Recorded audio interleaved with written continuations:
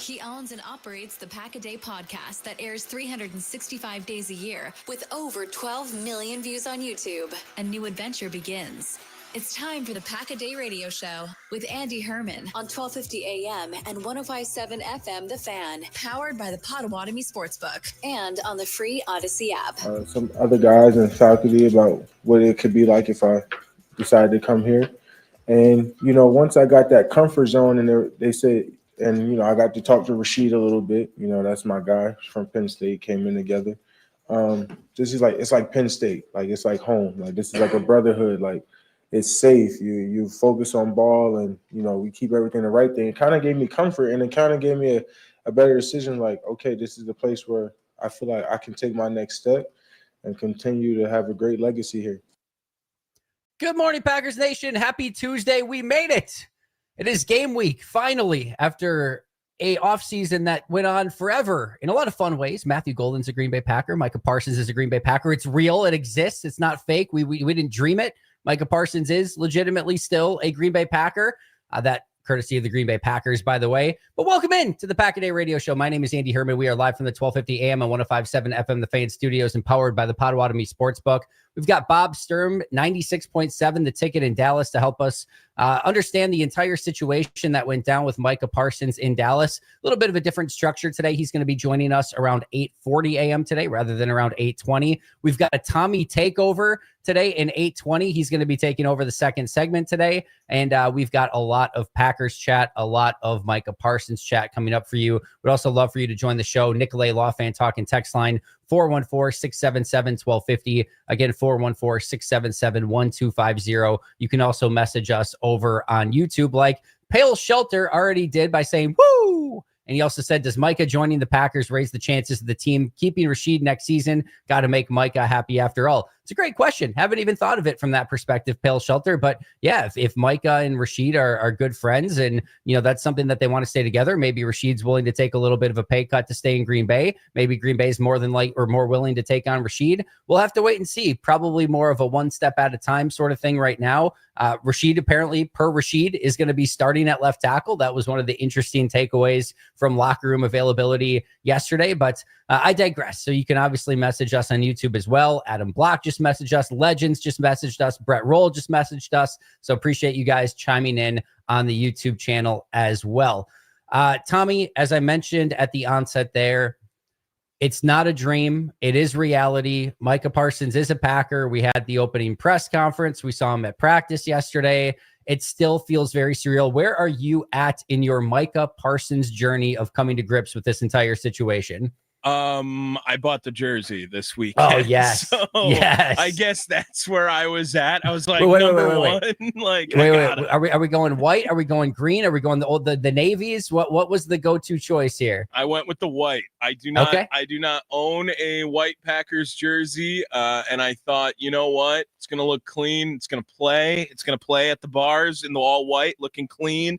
Until you get a nacho dip on it or something, and then you're screwed. Listen, Andy, similar to how you took a pay cut so that I could be the producer for your show, maybe Rasheed Walker does the same thing now too, because I am that excited for Micah Parsons on this team, and I'm all in at this point. I know that there was it seemed like it was going to be a bombshell, Andy, and I'm very conflicted on this because yesterday I have to hear that whatever joint in Micah Parsons' back, his 4-5 adjacent lacent, whatever it is not hurting, is hurting.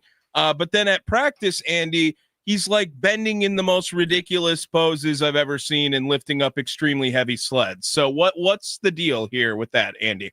First of all, the only salary that I get here is hazard pay for working with you. So it's not a pay cut. It's a pay increase, my friend, first of all. No, the second thing, this is obviously the big buzz from yesterday too. So there's layers to this, right?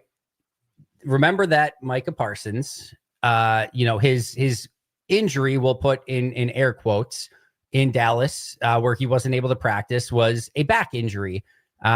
Some people thought it was an alleged back injury. It was just an alleged back injury so he could hold in and not practice. You also have to remember there's a little bit of a backdrop to this. The NFLPA just got in a whole chunk of trouble because JC Tretter, who was in charge of the NFLPA at the time, was basically sent out I think it was a tweet or a text message, something to that regard, of basically, and I'm parsing the story a little bit here, but basically saying to running backs like, hey, if you're not getting paid the way you want, like fake an injury, hold out, etc. And he got in a ton of trouble for that. That's one of the huge things going on with the NFLPA. This is becoming more and more common of like, instead of holding out, because they changed the rules, if you hold out, it's a massive fine. Players go to the team and they say, yeah, want a new contract, et cetera, et cetera, et cetera. And then when practice comes around, it's like, oh, I'll be there, but oh, my back, or oh, my hamstring, it's just not quite feeling up to par, so I'm not going to be able to practice. And then all of a sudden, Micah Parsons gets traded to Green Bay. And man, Tommy, does that back look way better. It's remarkable how much better that back immediately looks as soon as he gets traded to Green Bay. I see he practices right away. He's lifting up sleds. He's doing things that, you know, in Dallas, he's laying down on the table, barely able to walk during a preseason game. And all of a sudden he looks like Superman. And then all of a sudden you get the text from, or I should say, you get the DMs from all the super reporters, right? Schefter and Rappaport, et cetera. And you just have to go into, all right, where did they get that information from? This certainly seems like, an agent text to the football world saying, hey, the back actually is, bad. Like, oh yeah, he's going to have to get an epidural. It seems like there's maybe a little bit of covering tracks and plausible deniability going on here. Maybe he has some sort of small back injury. Maybe there is something that's legitimately there. Maybe he will get an epidural injection. I saw two different things. One is obviously what I'm kind of going into is that a lot of people are actually skeptical of this and saying, yeah, this is probably actually nothing. And we have to remember Green Bay cleared a trade of trading away Kenny Clark, 2 first-round picks, and making him the highest paid defender in football. If there is a legitimate concern from a back standpoint, they don't sign off on that. It just, they get him in that medical room. They do they do the physical and they say, yeah, I'm sorry, we can't clear him. It's not good enough. He's not going to be able to play, or this is going to be a long-term degenerative issue. And they don't clear him. This is a team that's risk averse to the nth degree already. Going in with 2 first-round picks and Kenny Clark to make this sort of deal is about as risky as they're ever going to get. Adding a severe back injury, there's just no way. There's just absolutely no way. So that's number one, is that this is probably just much ado about nothing. Number two, there were multiple Twitter doctors, Tommy, that are, chiming in on this stuff. And the overarching feel seems to be, if this is even legitimate, that there is probably just sort of like a, whether it's an epidural or sort of like a pain, regiment, that a pain tolerance regiment that they can put him on through the course of the week. And one Twitter doctor basically said, this is stuff that happens to a multitude of players every single week, and nothing even gets said about it. It's just sort of a normal thing for a lot of players. So I don't have any concern at the moment. I think if we see any sort of snap count for Micah Parsons this week, it has a lot more to do with him ramping up from not practicing and, not wanting to put a full 60 to 70 snaps on his body as he just comes back and starts kind of practicing and playing for the first time. Not to mention that you've got Thursday night football immediately following this game, so you want to take it a little bit easy on him. I don't think it's going to have a whole lot to do with the back. I will add one caveat to all of that, is that, Tommy, we are all in the dark on this. It's not like we have his medical chart. It's not like the Packers are coming out and telling us, here's what it is, guys. It's actually this injury, and here's what we're going to do. All of this stuff stays pretty classified from an NFL standpoint. So we're all being, we're all doing our best to kind of piece the puzzles together and read between the lines. But either to me, it's nothing, or it's slightly something, but it's going to be taken care of. And I don't have any major long-term concern here, because if there was, there's no way Green Bay signs off on this deal. No, and that makes sense too, Andy. I just, it's hard to make that report, and then you go watch the practice yesterday, and yesterday was his first day with Green Bay. And from what it looked like on social media, at least, Andy, like, he's not missing a lot of beats. He's getting right back into things, and everyone seems to be extremely excited that Micah Parsons is now a part of Green Bay within the team too. And we didn't really even hear a lot. I heard some bittersweet comments, like, because Kenny Clark is now gone, but for the most part, like, dangerous, scary, like, those are all words that we were using and we heard Green Bay Packers players using after seeing Micah Parsons in Green Bay for the first time. Yeah, I think bittersweet, I'm sure, is the right word for a lot of those people. I think Brian Gutekunst and Matt LaFleur both uttered that same word as well. Anytime you lose a guy like Kenny, and he was just a leader in the locker room, has been a Packer for basically forever now. That's a tough thing to lose. And you develop those relationships with players, especially those on the defensive line working with him. He was the veteran leader on that line. So yeah, there's got to be a piece of that where the guy that you go to when you need to talk to someone or anything like that is gone. He's not there anymore.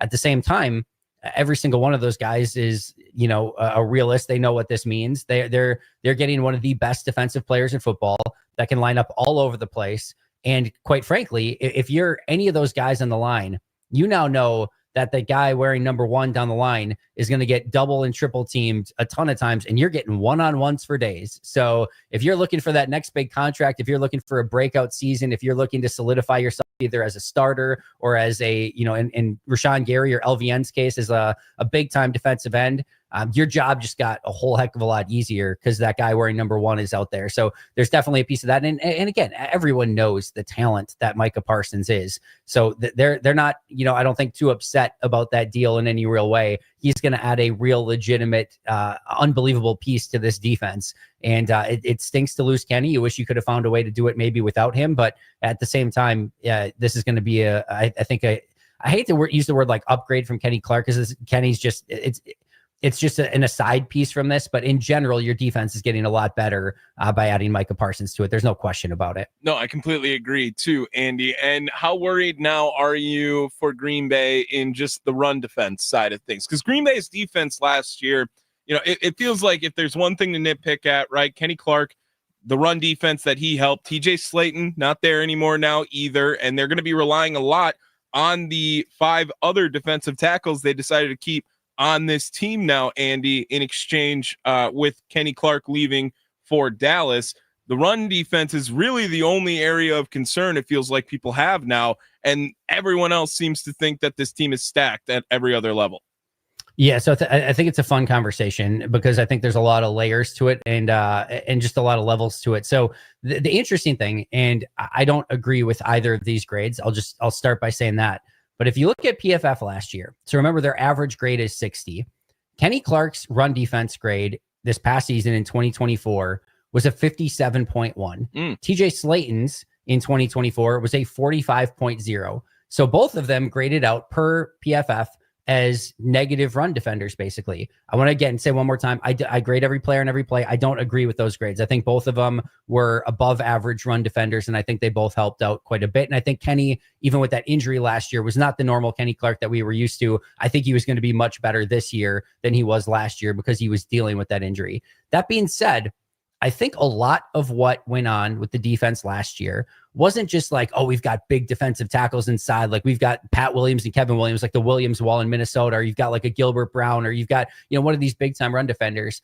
To me, what I saw as an improvement in run defense this past year was really playing extremely assignment sure football, everyone knowing exactly what gap that they're responsible for. I saw safeties able to come up and plug those gaps at a much higher level than we've seen in the past with the addition of Xavier McKinney, Evan Williams, Javon Bullard. I saw linebackers that were getting off blocks a little bit better. I saw Rashan Garry work his butt off to be a much better run defender and setting the edge at a much higher level. And so to me, those are the pieces and those are the things that are still going to carry over, not to mention whatever you have heard about Micah Parsons. I'll just run at Micah Parsons, run at dude. Good freaking luck. I've been watching. I'm watching every snap from Micah Parsons this past year. I'm 3 games in so far. There are so many plays already that he just completely wrecks in the run game. He takes Joel Bitonio, one of the best guards in football, and just dog walks him back into the backfield and goes and makes a play. He sets the edge on numerous occasions, takes on double teams so that edge is not available to the running back. That's not a player that you're going to be able to run on. And so there is a slight concern for me that, if you're with Devontae Wyatt and Colby Wooden, let's say in the interior of that defensive line is your starters, Wyatt's not known as a run defender. Wooden is just kind of trying this out as being like a 300-pound guy from being a 270-pound guy to try to stop the run a little bit more. That's not exactly a 330-pound TJ Slayton. That's not exactly a extremely experienced Kenny Clark who just knows how to use leverage and use his hands to an extremely high level. And not to mention after that, Carl Brooks, not a run defender. He's a pass rush guy. And then you've got Warren Brinson, a 6th round rookie, and Nasir Stackhouse, an undrafted free agent rookie. There's just more question marks there. So my overarching answer is I'm not concerned over it because the way that they won on run defense last year was being extremely assignment sure, filling their gaps, and being sort of unselfish, just kind of everyone doing their job and making it so that they all rallied to the football and got there. And I think that stuff can all continue, including the safeties, linebackers, etc. Even nickel, like Bullard and Hobbs playing from the slot is going to be helpful as well. So I'm still confident there. But there is a little bit of intrigue on my end, especially as you go to Detroit week 1 and you've got Gibbs and Montgomery.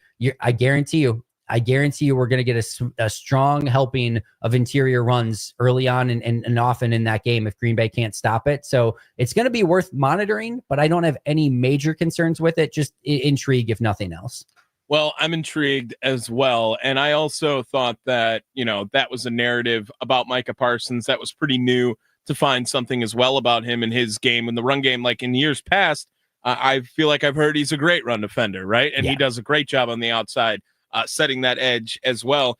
And then like Andy, like the big question also, what's he going to be ready for week 1, 2 at this point, just with being newly acclimated to Green Bay, right? I mean, if he comes in on 3rd down every time, feels like that's already just a baseline, and then anything else extra is gravy and extra after that. Like, do you expect anything more from Micah Parsons in the first maybe 2 games? Because obviously Washington's a quick turnaround too.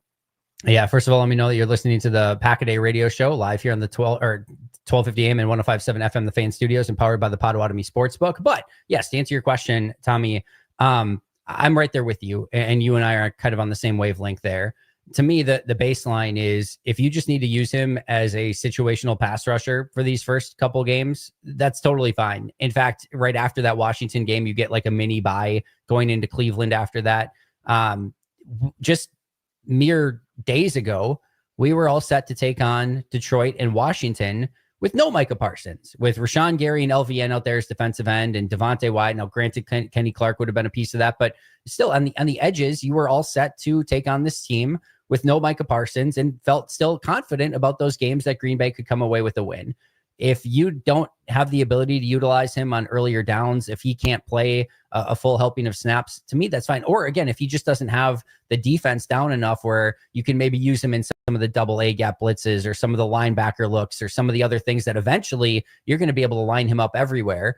Tommy, I did an episode over the weekend for the podcast. I labeled 20 different ways that you can utilize Micah Parsons this upcoming season. If this week it's like 2, that's okay. Like you're still getting one of the single best pass rushers in all of football. And if it comes down to just saying, hey, line up at left defensive end and go hunt, awesome. They're either going to double or triple team him, or if not, he's going to get one-on-ones, which is even better. And it's just going to open up everything for guys like Rashan Garry as well. So even if that's the case, if it's just a pure situational pass rusher, 35, 40 maybe snaps as a pure left defensive end, just getting after the quarterback, that's still going to help in a very significant way. So take him slowly through this. This is a deal that you make for a much larger window than just one game against Detroit or 2 games against Detroit and Washington. Let him get after the passer when he has a chance, and just don't put too much on him early on would be my take on it. Yeah, I think they have to do that, right? You have to take it slow, especially just let him get acclimated. When you think about it, Andy, I mean, look at how limited, right? We've been comparing the trade and the trade rumors to Khalil Mack, right? When he was brought into Chicago.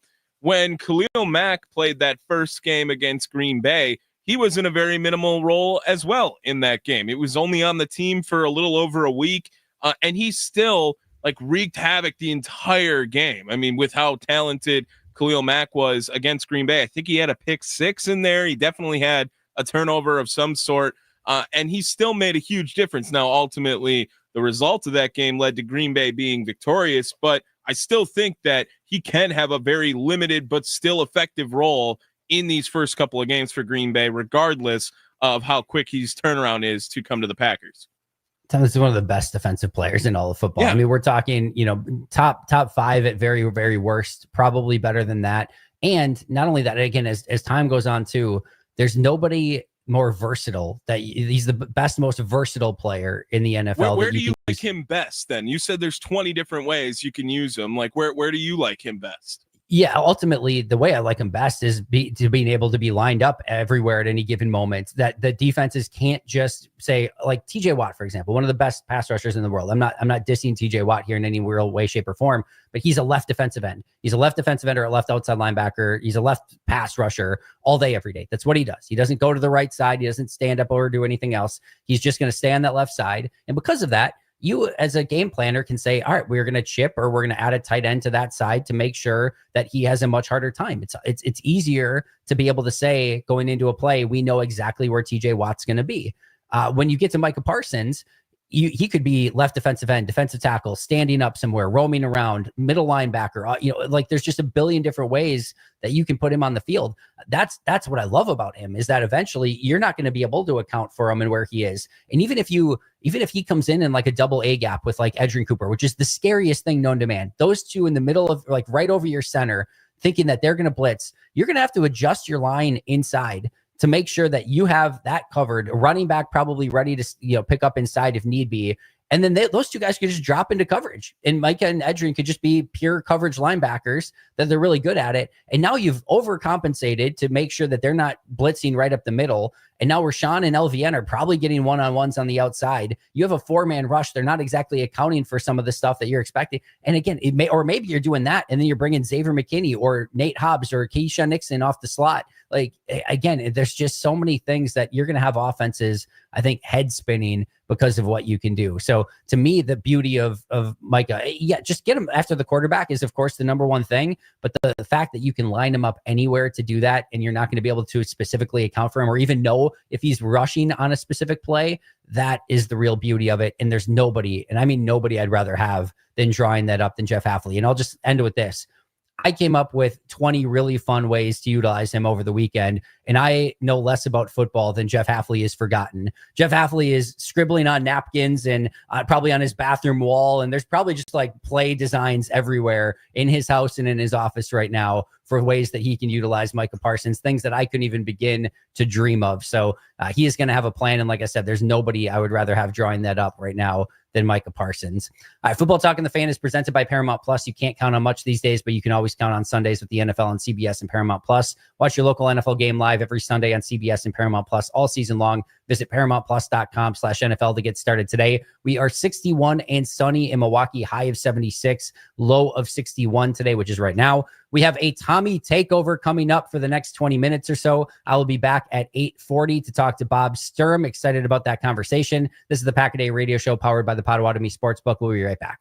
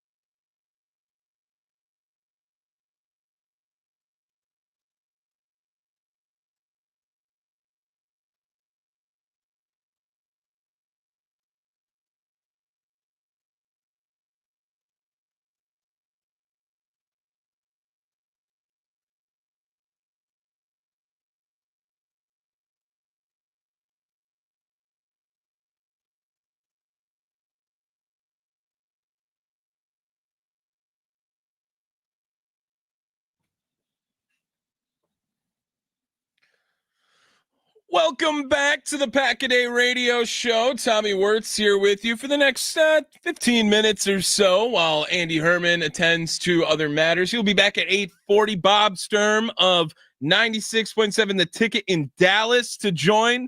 Get the impact on Dallas's side with Micah Parsons now being gone and the newest member of the Green Bay Packers. Want to remind you guys about some other programming here coming up on The Fan. Dominic Yates of the Milwaukee Journal-Sentinel gives the latest on Micah Parsons' first practice yesterday as a member of the Green Bay Packers. He will join the Mason Crosby Show with Mitch Thunder Nellis, presented by Verizon, the official 5G network of the Green Bay Packers, this morning at 10 a.m., 12:50 a.m., 105.7 FM. You can listen to that. Watch on the YouTube stream we got going right now, thefanmilwaukee.com, at thefanmilwaukee.com on YouTube, or at thefanmilwaukee on YouTube, as we get into Green Bay's first week. We have made it, everyone. Week 1 of Green Bay Packers football is here. The NFL starts on Thursday. There's some action on Friday. And then, of course, 3:30,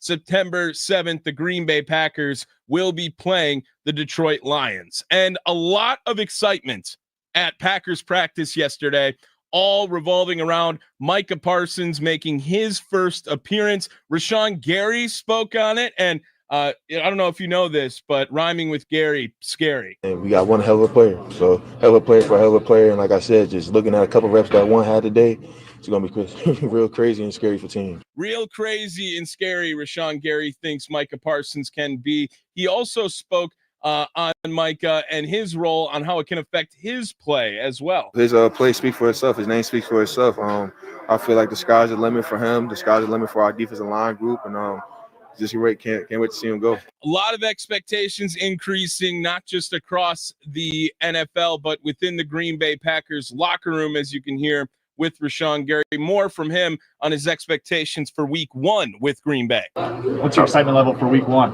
Oh, yeah, excited, man. Excited, man. All the hard work, all the long days in the offseason, man. It starts to pay off now because everything counts. I know you said it's bittersweet, but like adding a player like that and the commitment from, the front office, and does that do anything for a locker room as you enter week 1? What you mean? Like, as in, like, hey, they believe in us, that we already have a good team. We're going to add a big-time player, and, maybe that could, push us over the edge. The mindset, period, to go 1-0, and just, adding a player, the altitude for sure going to help the team. And basically just our camaraderie. When did you start to turn, you say that, full attention to the Lions? And was there at all a sense of urgency or, added boost knowing that you were going to open up with the rival? Oh, yeah. I really can't tell you when, but been watching the Lions for a while, a couple weeks back. So we really just been, going off of tape from last year, little nuances that we see in preseason, this preseason that happened. But that's really it, man. But the Lions been on our mind for sure. Do you guys know? There is Rashan Garry speaking to the media after practice yesterday in Green Bay. All that audio courtesy of the Packers. It is a Pack-A-Day Radio Show. Tommy Wirtz filling in for a little bit for Andy Herman here. And another storyline that kind of emerged yesterday for the Green Bay Packers, and we heard it when Micah Parsons talked about it in his first presser as a member of the Green Bay Packers. Did Rasheed Walker play a role in getting Micah Parsons to Green Bay? Is that really what happened? Both of them going to Penn State, both of them coming out for the draft at the same time. Rasheed Walker, a 7th-round pick the same year, Micah Parsons, a 1st-round pick.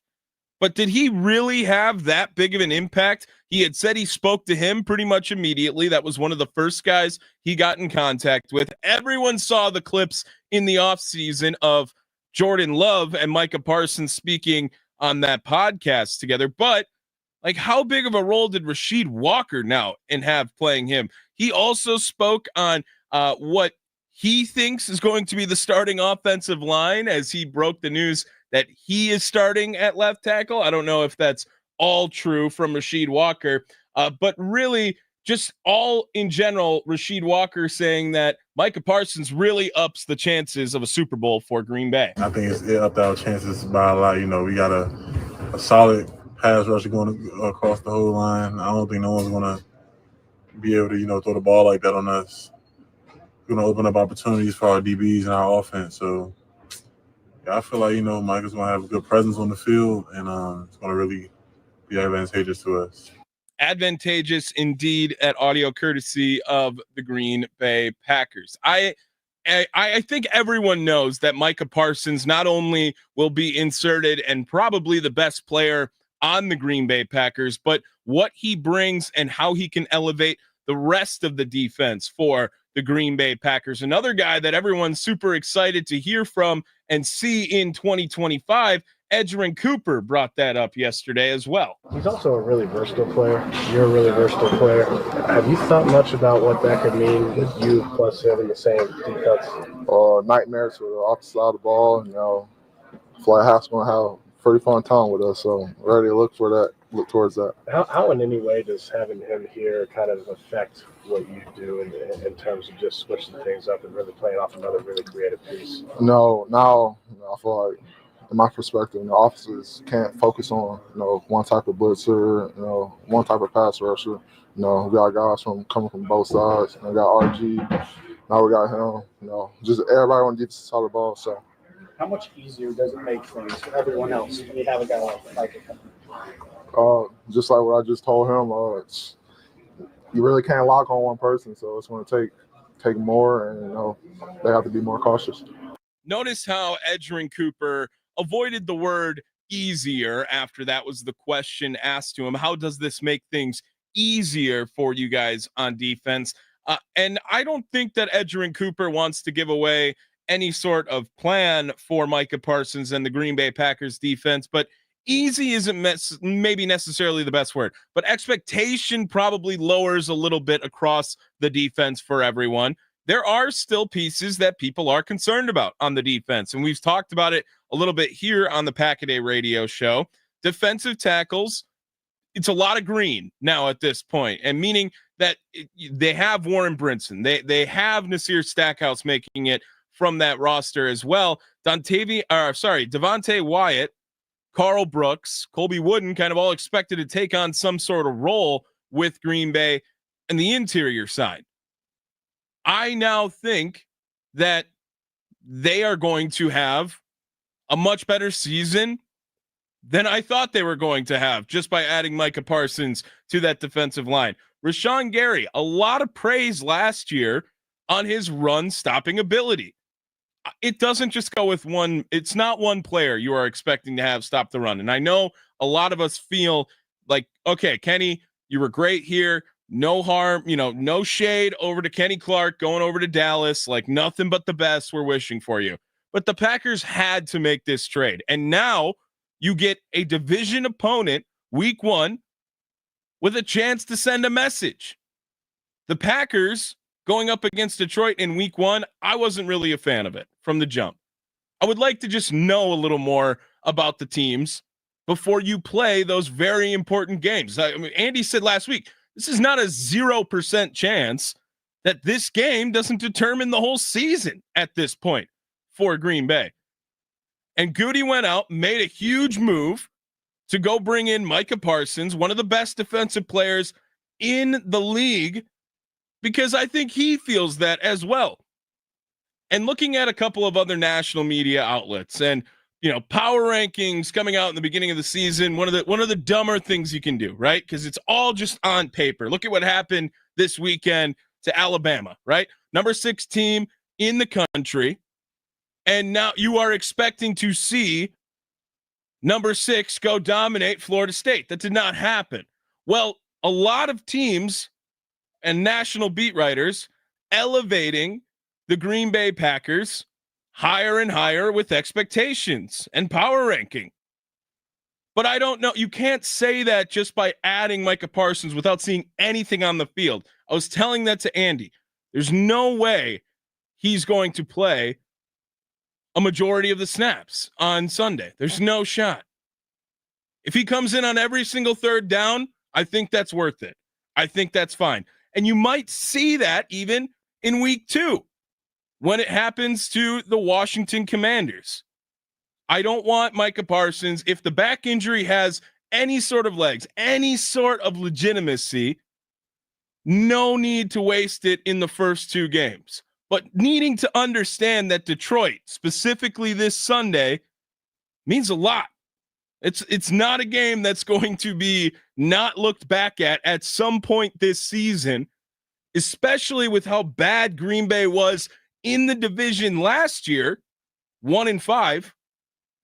Now you have a chance to send that message week 1 against Detroit. Parsons should be available for pass rush downs, strike some fear. Let's see how he can unlock guys like Rashan Garry, like an Edgerrin Cooper. And the expectations can come after that. Do not worry about what Micah Parsons can do week 1 from a production standpoint.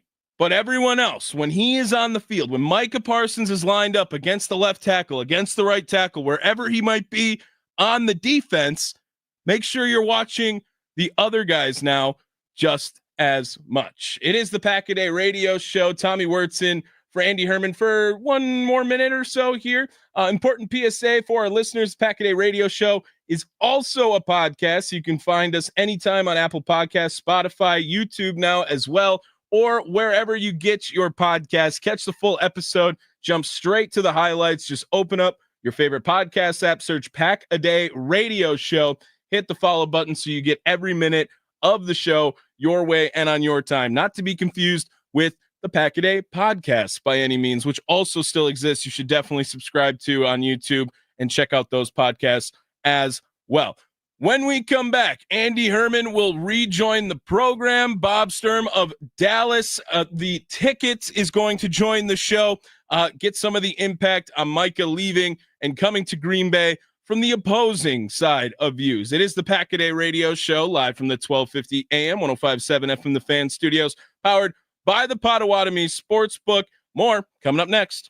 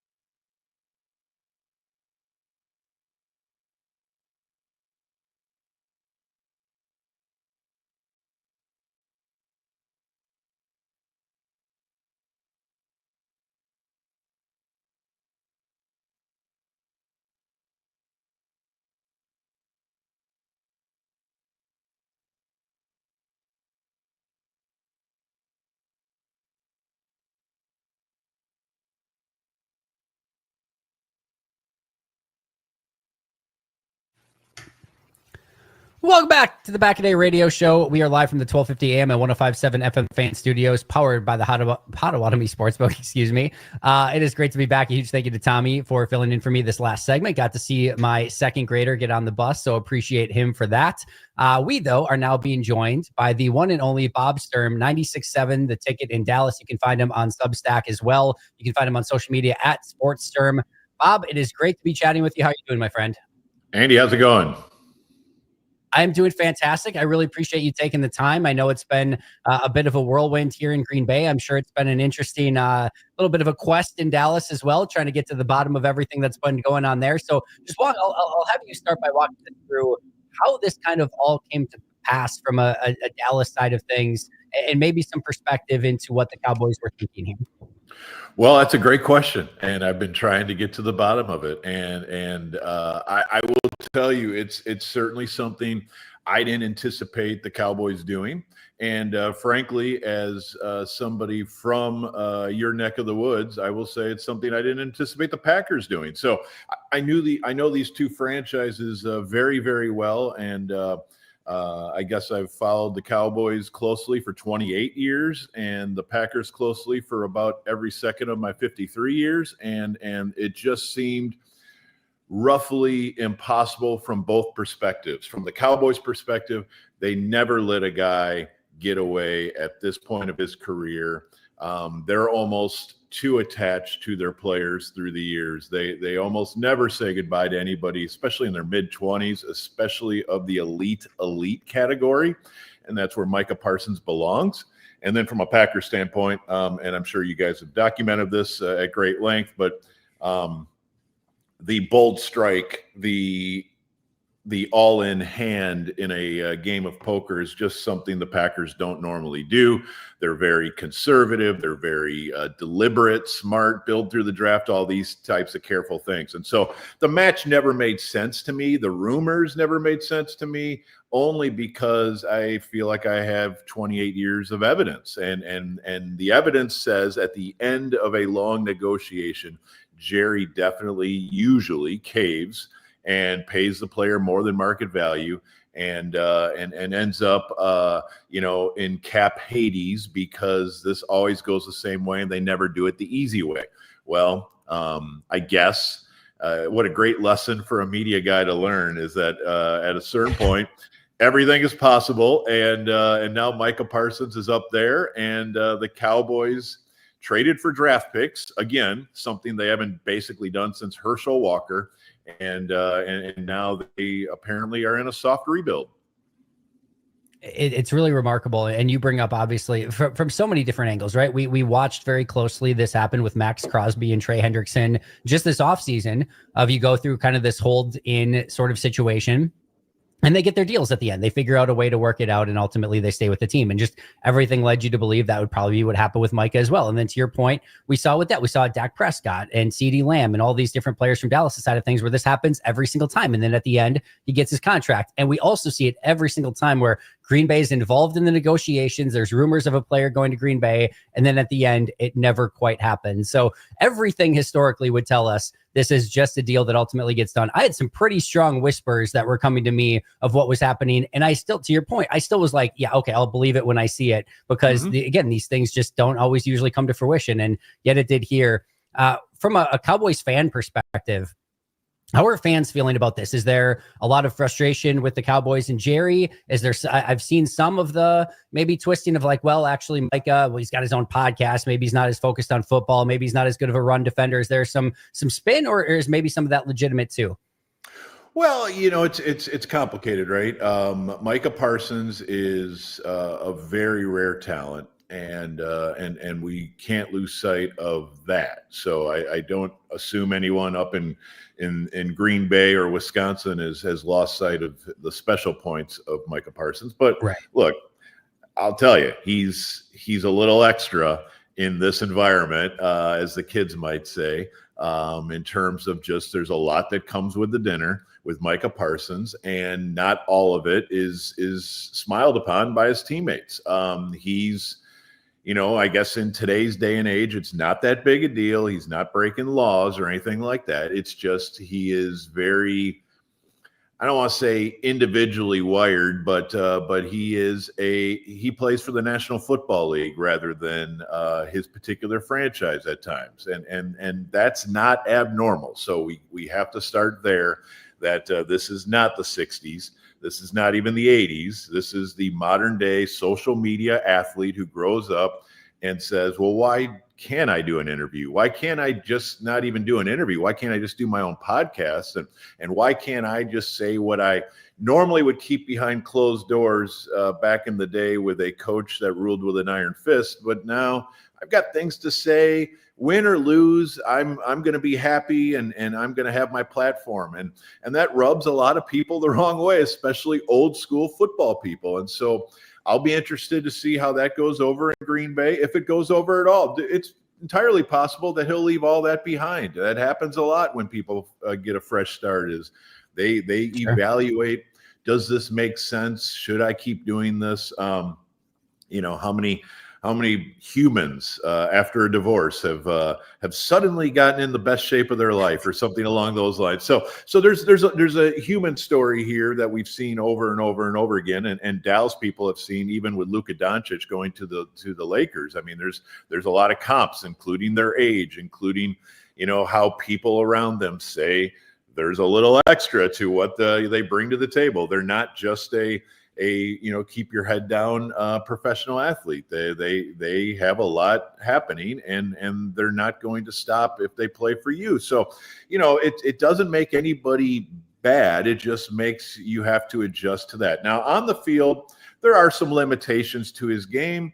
There are some questions he needs to answer, but for the most part, this is a special football player who wrecks games.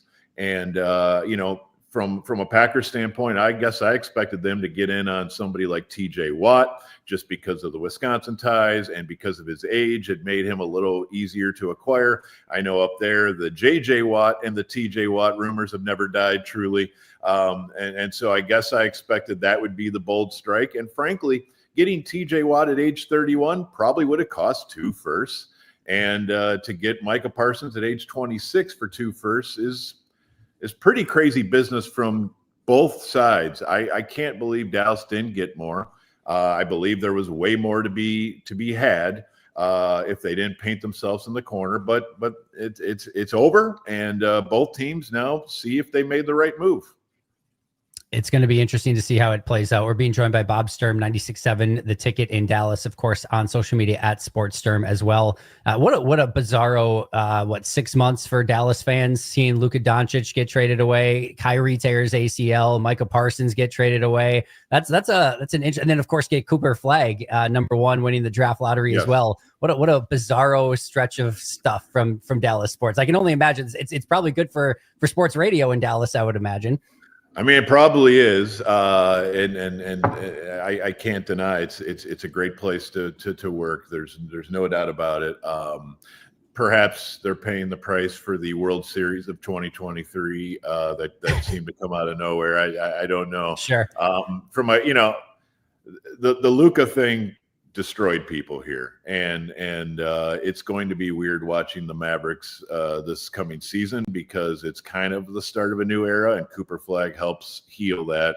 But people are still destroyed from that. The Michael one's a little different, and I say that not because he wasn't well loved. He was, but he did have what I call this cowboy stink on them, in that over the 28 years that I've been covering the team and the 30 years that they've been in this desert where they're the only NFC team not to go to an NFC title game since 1995, there is blame that probably should be fixed on Jerry Jones and the people that have made the decisions. But instead, because people accept that Jerry Jones isn't going anywhere until God decides, then they kind of blame the players. And if you are a long-term player who's been part of this, it's kind of on you, and you're not as good as our heroes. And so whether that was Tony Romo,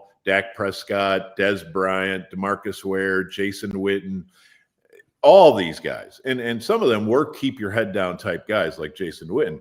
some of them were very, loud individuals like Des Bryant and Micah Parsons. And in those cases, I think half the fan base is just like, get out of here. We've seen you. You're not Randy White. You're not Harvey Martin. You're not Too Tall Jones.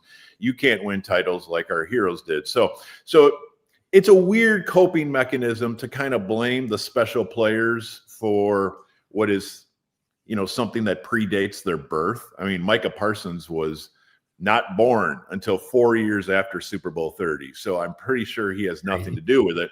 But because he wears the uniform and the helmet, he's partly to blame for this drought. And so it isn't, people don't treat it the same as they treated Luka. Luka was like the prince who was promised, where Micah is just another one of these Cowboys that isn't good enough to get us back to the Super Bowl, apparently. So the whole city is not crushed. The whole city is like, here goes Jerry again. And maybe they'll try something, and randomly this will be the one that sends them in the right direction ultimately with all these first-round picks. Because, first-round pick until Saturday, that was, let's go get Arch Manning. And that will make all the difference. And so, round and round we go. Hope is eternal. I joked, even without 2 first-round picks the next a couple of years, the Packers might be in the Arch Manning sweepstakes in and of it. Like everyone might be in it, because if you have a 5th-round pick, you might be in it. But that was a rough start for him, obviously. We're being joined by Bob Sturm, 96.7 The Ticket in Dallas. You can follow him on social media at SportsSturm.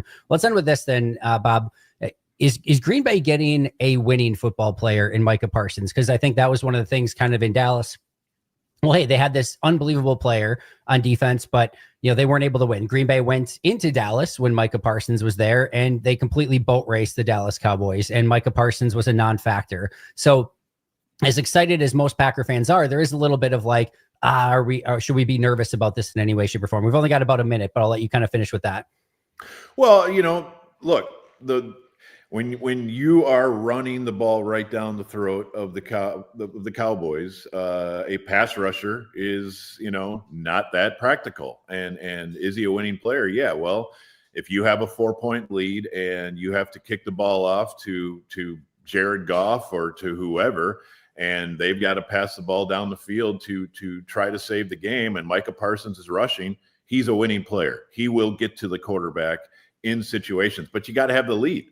And if you don't have the lead, you're going to need Gilbert Brown. You're not going to need Micah Parsons. And so, there's a run stopping element where you have to earn the right to rush the passer. And the Packers are going to have to learn that, of course. The Cowboys could not learn that. They were a very poor run defense team. And so having pass rushers when you're down 17 does not work because the other team is not going to pass. So that's the quick answer, if I'm capable of a quick answer, that is, Andy. No, I appreciate that a ton. I always say you got to eat your vegetables before you can have your dessert. And eating your vegetables is stopping the run, because if you don't get any of those 3rd and long situations, like you said, having a player like Micah Parsons doesn't make a whole heck of a lot of difference. Bob, I cannot thank you enough. This was fantastic.